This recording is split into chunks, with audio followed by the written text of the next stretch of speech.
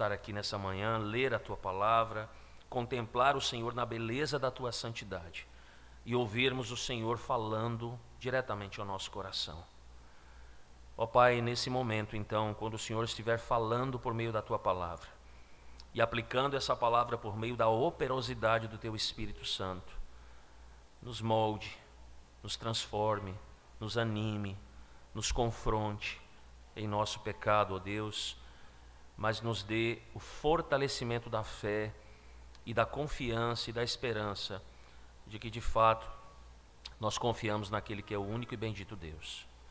Assim, ó Deus, fala conosco, nós suplicamos em nome de Cristo e nos dê ouvidos para ouvir e um coração, ó Deus, para reter e para praticar a Tua palavra. Em nome de Jesus. Amém. Amém.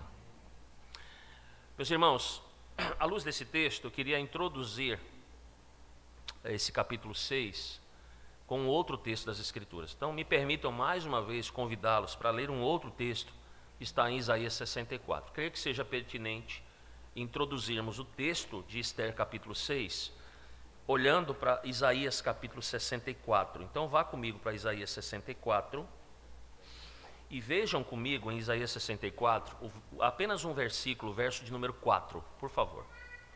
Isaías 64, verso de número 4. Creio que seja um bom texto para aquilo que também vamos falar nessa manhã, à luz de Ester capítulo 6. E diz lá o texto da palavra do Senhor: porque desde a antiguidade, e é um texto que nos mostra, né, quem é o nosso Deus, desde a antiguidade não se ouviu, nem com ouvidos se percebeu, nem com os olhos se viu Deus além de ti. E aí prestem atenção na última parte desse versículo: que trabalha para aquele que nele espera. Amém. Amém. Como eu disse, esse é um texto, um excelente texto para a gente poder introduzir, né? Uma excelente introdução para todo, na verdade, para todo o livro de Ester. O livro de Ester, ele tem uma curiosidade muito interessante. O nome de Deus, por exemplo, ele não vai aparecer, mas nós vamos perceber nesse livro a ação desse Deus. O contexto desse livro também nos chama a atenção, meus amados irmãos. Mostra como viviam ali os judeus na época do Império Persa, depois do cativeiro babilônico. Então veja, nós estamos falando no livro do profeta Isaías antes do cativeiro babilônico, mas olhando as profecias de Isaías com vistas ao cativeiro babilônico. O texto de Ester, ele nos fala, não é, da época do Império Persa, depois do cativeiro babilônico. Por quê? Porque os persas haviam conquistado a Babilônia. E alguns judeus haviam permanecido ali, não é? Enquanto outros, eles retornaram a Judá, a Jerusalém, para a reconstrução da cidade e também para a reconstrução do templo, não é? E os judeus certamente se constituíam minoria diante daquele grande império. A Pérsia naquela época, só para a gente ter uma ideia do que a gente está falando, ela consistia de 27 províncias que se estendiam por a um longo alcance geográfico, né? Iam da Índia até a Etiópia. E naquela época reinava Assuero, ou a gente já ouviu falar dele, não é? Talvez em até um filme, Xerxes I. E ele reinou por volta do ano 486 a.C. a 465 a.C., antes de Alexandre o Grande, né, conquistar os persas e estabelecer então o grande domínio grego. A história do livro de Ester, irmãos, a história de Ester é de uma jovem rainha que foi um instrumento de Deus para a salvação dos judeus acerca de uma verdadeira extinção pela qual eles enfrentariam. No livro de Ester, nós temos também um momento muito especial, que é a festa do Purim. No capítulo 9, depois que os judeus eles são libertados, eles passam então a realizar essa celebração e ela se torna então conhecida por esse nome, a festividade do Purim. Essa palavra ela tem um significado importante à luz daquilo que acontece inclusive no livro, porque o significado da palavra Purim é sorteio. Amã, ele havia sorteado a maneira como ele haveria de destruir os judeus. O problema é que, na verdade, aquele dia não seria o dia da extinção dos judeus, mas o dia da própria morte e extinção de Amã, e haveria então o livramento da parte de Deus para com o seu povo. A partir desse momento, então, o que acontece? Os judeus eles passaram a celebrar essa data como a festa do Purim, e hoje ela ainda é celebrada, não é, pelos judeus, que fizeram com que essa festa tivesse uma conotação de uma festa de dádiva aos pobres, nas quais eles dão coisas aos pobres. Uma outra coisa também que deve nos chamar a atenção nesse livro, quando a gente vai ler, que é um livro pequeno também, é a divisão que é apresentada. E eu gostei muito, quando estava estudando acerca desse livro, de uma divisão que nos é apresentada, né, por um comentarista bíblico conhecido por J. Baldwin. E eu quero citar aqui o que ele coloca para nós. Ele diz que parte da nossa tarefa, quando nós lemos o livro de Esther, é observar um padrão na estrutura desse livro, que nos traz indicações a respeito da mensagem que o autor deseja, então, nos transmitir. Na verdade, isso é algo que nós temos que aplicar a toda a leitura bíblica, a todo o livro da Escritura. Mas ele diz que esse livro ele tem um palco, né? Ele inicia com a preparação de um palco. O livro de Esther começa a indicar que nem tudo está bem em Suzã. E aí, ao longo da estrutura desse livro, vários fios eles são entretecidos para produzir essa impressão de que nem tudo vai bem, sendo que o foco principal, ou na verdade um dos eventos principais, o ódio de Amã, ameaça a exterminar então os judeus. A morte de Amã no lugar de Mordecai, a morte dos inimigos dos judeus, são então o resultado inesperado de uma sequência de coincidências, como ele vai dizer. A fim de determinar então essa estrutura, é necessário decidir qual é o ponto crítico dessa trama. E é interessante quando a gente vai ler o livro de Esther, então, procurando exatamente esse ponto crítico, porque nós acabamos de lê-lo no capítulo 6. O ponto crítico do livro de Esther é, de fato, o capítulo 6, principalmente dos versos de 1 até o verso 3. E esse ponto crítico, ele traz, então, uma divisão ao livro entre duas festas, né, que são festas de Esther ali, e propiciam um centro, ao redor, então, do qual é construída a simetria dessa estrutura. Isso já demonstra, então, produzir um resultado, um efeito muito poderoso na leitura desse livro. E aí, como é que fica, então, essa estrutura desse livro? Apenas para o nosso conhecimento e para o nosso estudo. Em primeiro lugar, ele vai começar com o tema de um perigo mortal, então. Isso vai do capítulo 1 até o capítulo 5. Nós temos a abertura e os antecedentes no capítulo 1, nós temos o primeiro decreto do rei no capítulo 2 e capítulo 3, nós temos o choque que existe entre Amã e Mordecai, que estão relatados aí nessa narrativa no capítulo 4 e capítulo 5. Depois nós temos esse momento divisor, não é? Esse momento extremamente importante no livro, que é o capítulo 6, que é um momento de crise. E aí a gente vai ver que, inclusive, essa crise começa no verso 1 do capítulo 6. Naquela noite o rei não pôde dormir, é o ponto de crise desse livro. E aí nós temos, por último, na segunda divisão desse livro, né, depois dessa crise, a promulgação da salvação da parte do Senhor. E aí a gente vê o triunfo de Mordecai sobre Amã, no capítulo 6 e 7 ainda. O segundo decreto do rei, no capítulo 8 e capítulo 9, onde os judeus, não é, eles podem inclusive se defender acerca dos seus algozes. E nós temos finalmente no capítulo 10 o epílogo, não é, que é o final e a conclusão então do livro de Esther. Um outro detalhe ainda, me permitam, um detalhe final na parte introdutória, irmãos, é que esse livro, no qual os servos de Deus, é um livro, quando a gente lê, ele nos traz plena segurança, não é? Tranquilidade em Deus. Mesmo quando, por exemplo, naquela linguagem, não é, do Velho Testamento, os céus não se abriam, os anjos não desciam, fogos, rajadas, proclamação de uma mensagem imediata de Deus naquele momento, mas o povo de Deus poderia estar seguro que, apesar destas coisas não estarem presentes, Deus estaria de fato cuidando do seu povo. Então, a mensagem do livro de Esther, ela caminha dentro desse foco. Que foco é esse, irmãos? De que a invisibilidade do Senhor não é sinônimo de sua inexistência. De que a demora de Deus também não é sinônimo do descaso dele, mas muito pelo contrário, Deus sempre está agindo providencialmente na vida do seu povo. Então, a história do livro de Esther, ela vai refletir o quê? Um importante ponto na nossa doutrina. Qual é, irmãos? A providência de Deus em prol do seu povo. Então, nós podemos perceber no texto que lemos exatamente esse tema, não é? Nesse momento de crise, esse tema salta aos nossos olhos. E qual é o tema?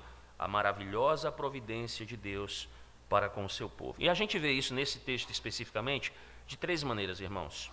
A primeira é na polivalência, não é? A polivalência ou a multifuncionalidade da providência de Deus. E onde é que está isso aí? Na primeira parte do verso 1. Vejam comigo o que é que o texto diz na primeira partezinha do verso número 1. Naquela noite o rei não pôde o quê? Dormir. Então a ideia aqui é de que ele teve uma insônia. Quem de nós já não teve insônia durante a noite? E é terrível quando a gente tem uma insônia, né? Uma das piores coisas para o ser humano, além de não, às vezes, né, não conseguir comer, por exemplo, não comer é ruim. Não ficar com sede é ruim, mas ter insônia, a maneira como a gente vai passar o outro dia tendo uma noite de insônia, meus irmãos, é terrível. Então o texto começa a dizer, o rei naquela noite específica, ele não pôde o quê? Dormir. Mas além disso, veja, ele não pôde dormir. Então o que foi que ele fez? Ele mandou trazer o livro dos feitos memoráveis. E diz então que esse livro, nesse momento de insônia, durante a noite, a madrugada, ele foi lido diante do rei. Então isso nos mostra, no primeiro lugar, exatamente isso. Essa multifuncionalidade, essa polivalência da providência de Deus. Por quê? Porque nós temos instrumentos inesperados, irmãos. Deus está agindo por instrumentos inesperados. O rei Assuero, em primeiro lugar. Veja, Assuero nem se compara a Ciro. Porque Ciro, no livro do profeta Isaías, ele é chamado de meu ungido, meu servo. É alguém que vai ser levantado pelo Senhor para realizar grandes feitos em prol de Deus, ainda que sendo um rei pagão. Mas Assuero não. A gente não vê grandes coisas de Assuero sendo feitas e realizadas, não é? Em termos de benefício ao povo de Deus. Mas Ciro sim. Então, o primeiro instrumento inesperado que aparece nesse texto, para o benefício, para o uso da providência, dessa multifuncionalidade da providência de Deus, é o próprio rei Assuero. Segundo, diz que enquanto ele está nesse estado de insônia, veja, Deus vai usar nessa polivalência da providência uma outra coisa, o livro dos feitos memoráveis que foram trazidos ao rei. Percebam então uma diferença aqui, esse é um efeito mediato da palavra de Deus. Vejam, não é um efeito imediato. Como, por exemplo, vejam, vamos pegar aqui o contexto lá do Egito. O contexto do Egito, não é? O contexto do Egito era de momentos imediatos. Durante 40 anos, não é? No deserto, Deus foi providenciando coisas imediatas. Por exemplo, os sinais de nuvem, os sinais da coluna de fogo. Em Gênesis, você volta para Gênesis capítulo 2, por exemplo, o que nós temos em Gênesis capítulo 2? Nós temos ainda que quando não havia chuva na face da terra, mas o Senhor está providenciando imediatamente o quê? Uma névoa, né? Para que isso pudesse então regar a terra, aquilo que a gente vê de manhã cedo, né? Somente em regiões frias, aquela aguazinha em cima das plantas, né? O jardim molhado, não chove, mas Deus vai providenciando imediatamente essas coisas. Mas aqui é diferente, nós não temos um evento imediato da parte do Senhor. Nós temos instrumentos inesperáveis, o rei, o livro dos feitos memoráveis. Ou seja, aqui Deus vai agir por meio de pagãos e por meio dos seus registros históricos. Como eu disse, instrumentos inesperados. Então, o que nós vemos aqui? Que a providência de Deus, ela é polivalente. Ela faz uso de vários o quê? Recursos. Deus tem à sua disposição vários recursos para agir providencialmente na vida do seu povo. Então, qual é a primeira coisa que nós podemos aplicar para nós? Pastor, como é que isso se aplica à minha própria vida? Meus irmãos, a gente espera muitas vezes Deus agir segundo o nosso próprio padrão. Nós esperamos às vezes a providência de Deus em que Ele venha agir, mas não é segundo o padrão dele, segundo, não é, aquilo que são os instrumentos que estão à disposição de Deus. Mas às vezes nós mesmos estamos estabelecendo o padrão, ou a perspectiva, e aí Deus vem e faz o quê? Nos surpreende. A gente para e diz assim, olha, eu jamais pensaria que Deus pudesse fazer o que Ele fez por meio desse instrumento. Isso não passava nem na minha cabeça, isso não era algo que eu nem considerava, mas aí Deus vem e faz o quê? Ele nos surpreende, Ele faz algo muito diferente. Vou pegar um exemplo bíblico para a gente pensar sobre isso. Lembram quando Jesus ele vai despedir os discípulos, né? E os discípulos pegam um barco e vão lá para o mar, e eles vão passar um certo perrengue ali, Jesus vai para o monte para orar, fica um barquinho lá, né, esperando para que Jesus pudesse então alcançá-los. Mas o que o texto da Escritura nos diz ali, o texto sagrado? Diz que Jesus não pega um barco e vai atrás dos discípulos. Ou seja, ele não vai pegar algo que porventura os discípulos providenciaram para que Jesus pudesse utilizar e segui-los posteriormente. Ele vai fazer segundo a sua vontade. Diz o texto não que Jesus faz o quê? Ele desce do monte, ele começa a caminhar sobre as águas. Percebe, irmãos? E aí ele vai então o quê? Ele vai auxiliá-los ali naquele momento em que eles estão com medo, eles estão com dificuldade. Ele vem fazendo exatamente como ele quis fazer, ele vem caminhando por sobre as águas. E os discípulos se deparam então com essa imagem do Senhor Jesus, pensando inclusive que ele era o quê? Um fantasma, né? E ele vai dizer, não, sou eu. Então esse é um exemplo de como Deus age, não é? E ele providencia as coisas, os recursos, né? Para cuidar do seu povo da maneira como ele quer. Ele não segue aquilo que muitas vezes é organizado, arquitetado e planejado por nós. A gente acha que Deus vai agir de uma determinada situação daquela forma, daquela maneira. Mas não é sempre assim, irmãos. Ele faz conforme lhe apraz. Às vezes, irmãos, até dentro de uma questão mais prática, não é? Nós temos a tendência de orar dizendo, olha, se Deus tivesse feito da minha maneira, não é? Ah, se Deus tivesse feito segundo aquilo que eu havia planejado, eu não estaria nessa situação que eu estou agora. Às vezes nós agimos tão pecaminosamente, até orando a Deus, questionando a maneira de Deus agir, dizendo, olha, se Ele tivesse feito segundo a minha vontade, tudo teria dado certo. A gente culpa a Deus, inclusive. Mas percebam, irmãos, o que esse texto já nos ensina inicialmente? Que essa providência de Deus, ela é multifuncional, que ela nos surpreende, que ela não se deixa prender às nossas perspectivas, mas que o Senhor age sempre segundo a sua vontade. Sempre segundo a sua vontade. Uma segunda coisa que nós vemos nesse texto ainda, irmãos, acerca da providência de Deus, é que Deus trabalha calmamente, quietamente, em silêncio. Vejam comigo os versos de 1 a 8, por favor, desse texto. Ele diz ainda, no verso de 1, não é? O rei não pôde dormir, ele teve insônia, o livro é lido diante do rei, disse, achou-se escrito que Mordecai é quem havia denunciado a Bigtã, a Teres, os 2 eunucos do rei, guardas da porta que tinham procurado matar o rei Assuero. Então disse o rei, que honras e distinções se deram a Mordecai por isso? E aí diz o texto, nada lhe foi, os servos, né? Nada lhe foi conferido, responderam os servos do rei que o serviam. Então o rei não consegue dormir, ele pede para que o livro dos feitos memoráveis sejam lidos. Há um relato nesse livro acerca de Mordecai, versos 2 e 3, e aí a gente vai vendo então como Deus vai agindo na sua providência silenciosamente, sem alarde. E ninguém está percebendo o que está acontecendo, apenas Deus. Amã, que é o perverso Amã, não é, que quer assassinar os judeus, ele não sabe o que está acontecendo. Esther, que é um instrumento de Deus aqui, ela não sabe o que está acontecendo. Mordecai não sabe o que está acontecendo. Nem o rei, que está passando por esse momento de insônia, ao qual está sendo lido esse livro, não é? Ele não percebe que nem mesmo ele está sendo utilizado como um instrumento de Deus para a libertação dos judeus, não é? Aos quais certamente o seu povo dependia do Senhor. E percebam, irmãos, que o fato do rei ter deixado de honrar alguém, porque o texto diz exatamente isso, né? No verso de número 3, que honras e distinções se deram a Mordecai, e aí os servos dizem, olha, nada foi feito por ele, nada foi conferido a ele. E aí o rei então pergunta, não é? A ideia de que o rei ouve que tem alguém lá fora, e ele diz assim, quem está no pátio? Ora, Amã tinha entrado no pátio exterior da casa do rei para dizer ao rei que se enforcasse Mordecai na forca que ele, Amã, lhe tinha preparado. Os servos do rei então responderam a pergunta do rei, não é? Amã está no pátio, disse o rei então que ele entrasse. Entrou Amã, o rei lhe disse, que se fará o homem a quem o rei deseja honrar? Então Amã disse consigo mesmo, veja, ele fala com ele mesmo, em seu coração. Não tem ninguém mais do que a mim mesmo que o rei quer honrar. Quem poderia ser uma outra pessoa que não eu mesmo, né? Então, olha o que ele diz no verso 7, responde ao rei, quanto ao homem a quem agrada ao rei honrá-lo, tragam-se as vestes reais que o rei costuma usar, o cavalo em que o rei costuma andar montado, e tenha na cabeça a coroa real.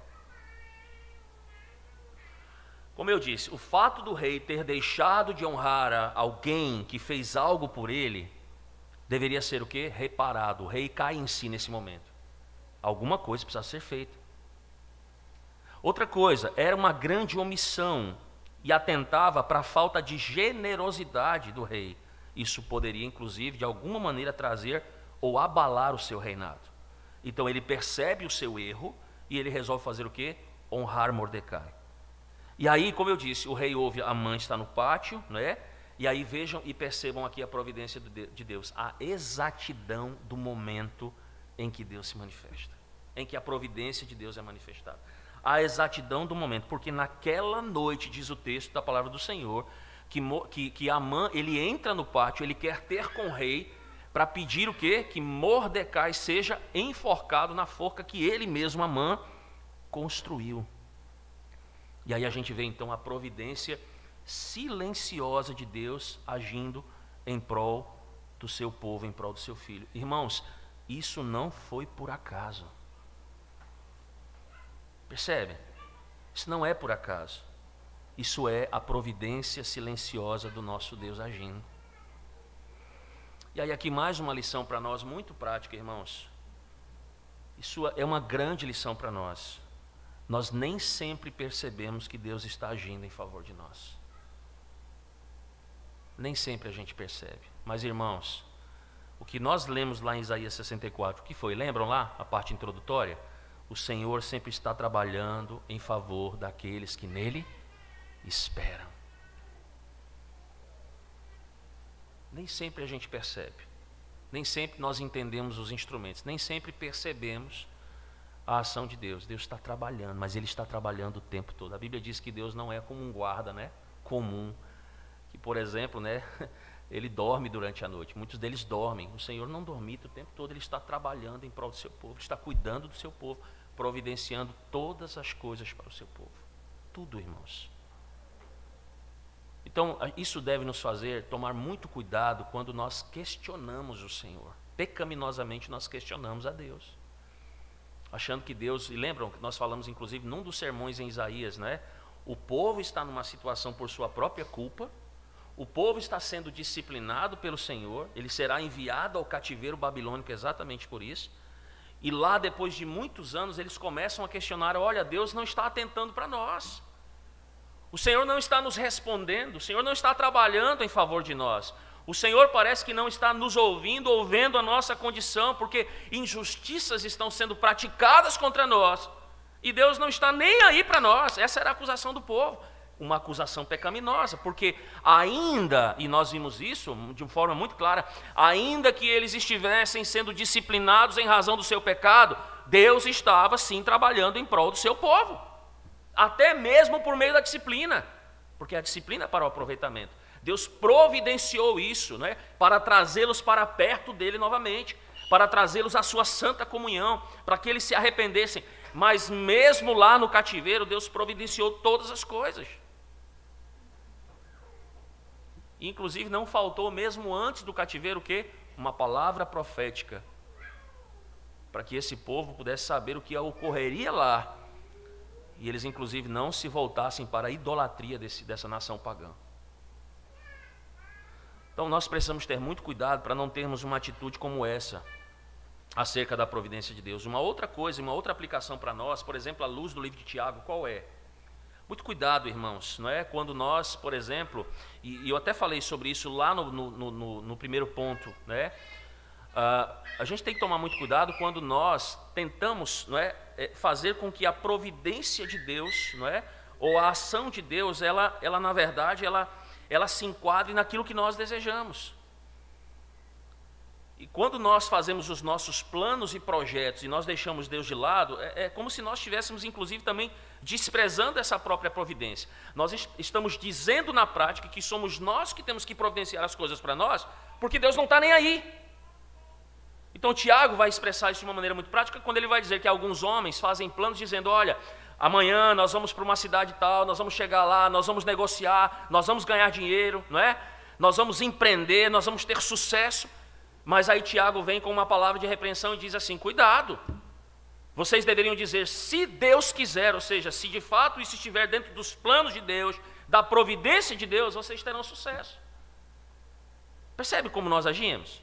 Nós deveríamos, na verdade, fazer exatamente como Cristo fez, por exemplo, porque foi da vontade do Pai que quando enviou seu Filho, ele morresse na cruz do Calvário. O próprio Deus providenciou isso em razão do seu povo. Nós vamos falar um pouco mais sobre isso adiante. Mas qual foi a postura do Senhor Jesus diante dessa providência, desse ato do Senhor? foi dizer assim: que não seja feita a minha vontade, mas a tua. Eu vou caminhar segundo a tua vontade, segundo a tua providência, e não segundo o meu prazer, não segundo as minhas perspectivas, não segundo a minha vontade. Então entendo, irmãos, Deus está trabalhando, que não paire dúvida ou sombra de dúvida em seu coração acerca disso. Enquanto nós estamos falando aqui, enquanto nós estamos cultuando o Senhor nesse momento, Deus está trabalhando em prol da sua igreja, em prol de você, acerca das tuas necessidades. Creia nisso e desfrute disso de maneira prática. Mas não peque contra o Senhor. Em terceiro e último, irmãos, ainda, e vejam comigo agora, partindo mais para o fim, não é? Nós vemos também uma ironia nessa providência de Deus. Ironia na providência de Deus. Se você olhar comigo antes um pouquinho, capítulo 5, versos 9 a 14, olha um relato ali do capítulo 5.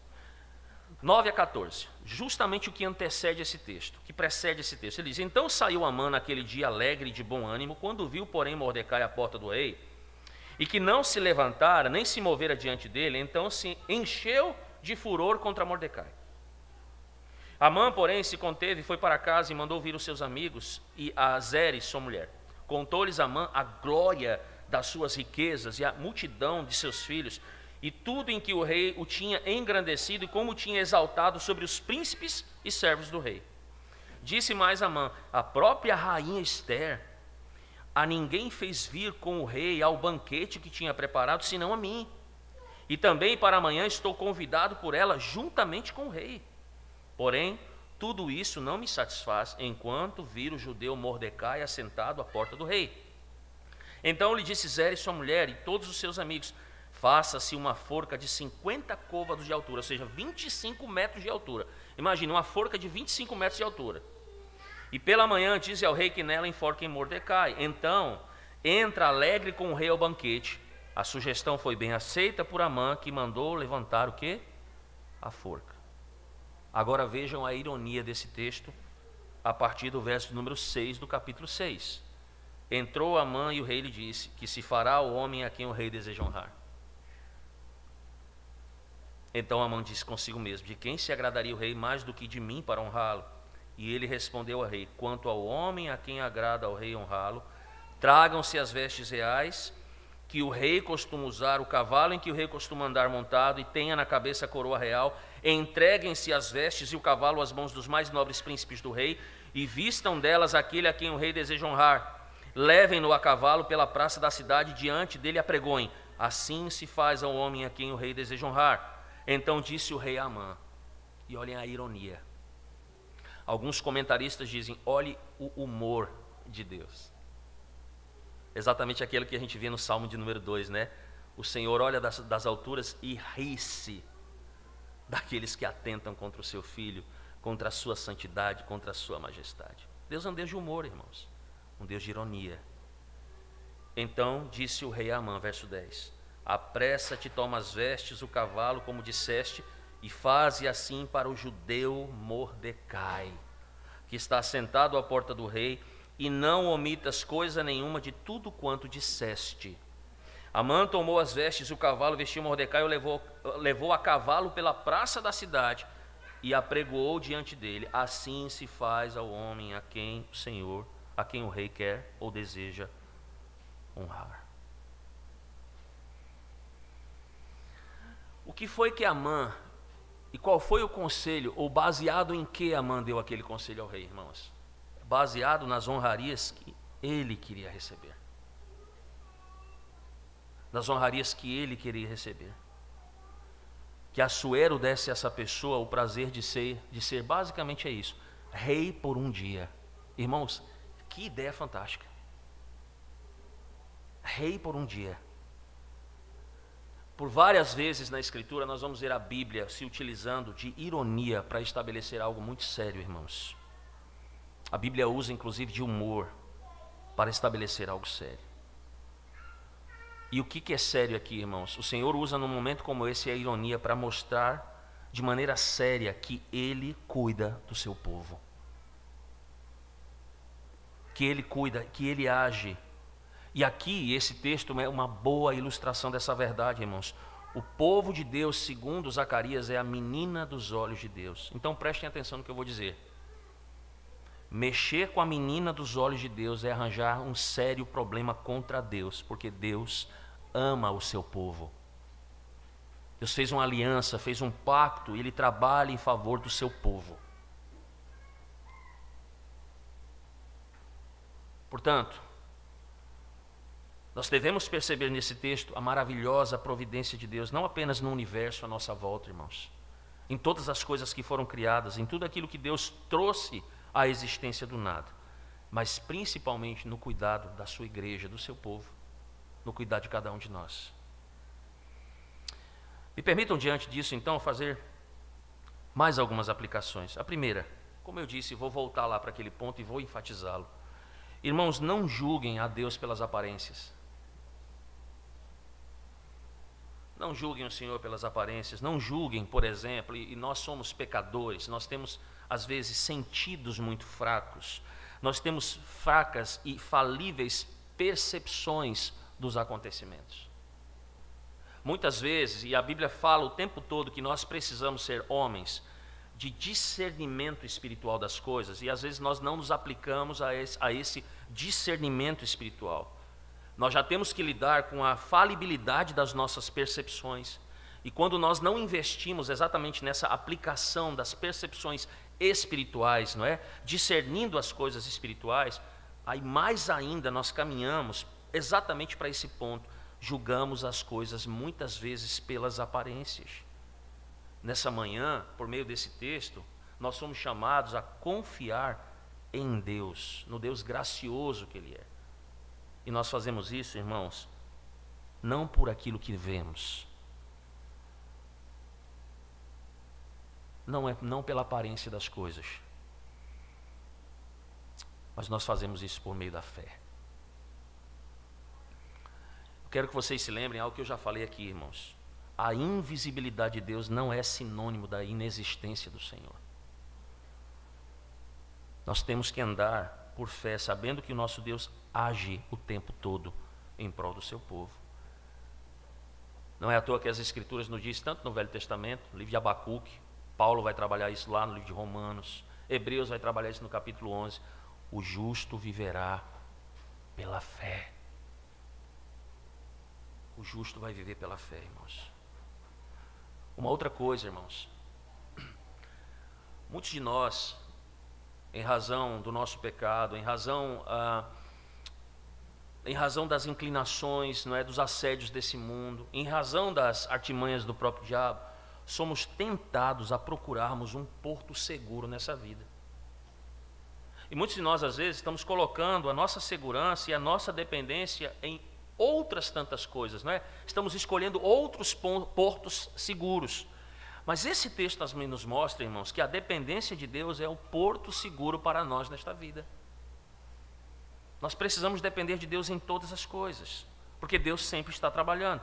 Por essa razão nós temos que confiar no Senhor e não confiar nas outras coisas, em outros portos seguros que se apresentem diante de nós, que não têm o seu fundamento em quem? Em Deus, na providência de Deus. Então, a providência de Deus, a dependência de Deus é o nosso porto seguro nessa vida.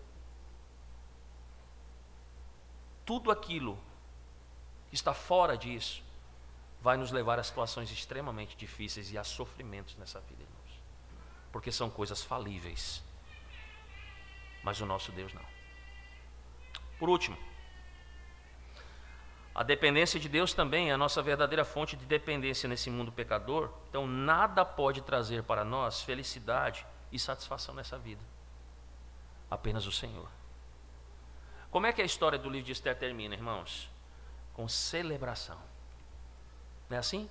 Lembram lá que eu falei? A festa do quê? Do Purim. O povo de Deus foi o quê? Salvo. O povo de Deus foi preservado. Festividade, celebração.